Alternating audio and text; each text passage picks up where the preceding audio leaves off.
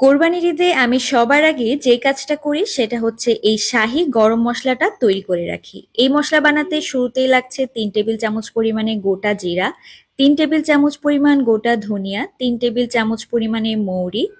এখন দিয়ে দেবো 3 টেবিল চামচ পরিমাণে এলাচ, 3 টেবিল চামচ পরিমাণে লবঙ্গ।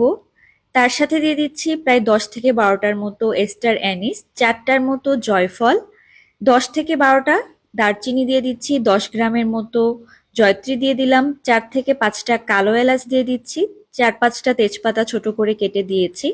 এখন দিয়ে দিলাম 10 থেকে 12টার মতো শুকনা মরিচ, সাদা গোলমরিচ হাফ চা চামচ, কালো গোলমরিচ হাফ চা চামচ দিয়ে দিচ্ছি। তার সাথে দিয়ে দিব 1 চামচ পরিমাণে শাহি জিরা। এখন সব মশলাগুলোকে ভালোভাবে একটু মিশিয়ে নিয়ে শুকনো খোলাতে টেলে নিতে হবে।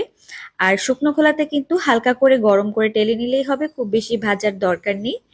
ডালা হয়ে গেলে এই মশলাগুলোকে ব্লেন্ডারের মাধ্যমে ভালোভাবে গুঁড়ো করে নিলেই কিন্তু তৈরি হয়ে যাবে ঈদের স্পেশাল শাহী গরম মশলা।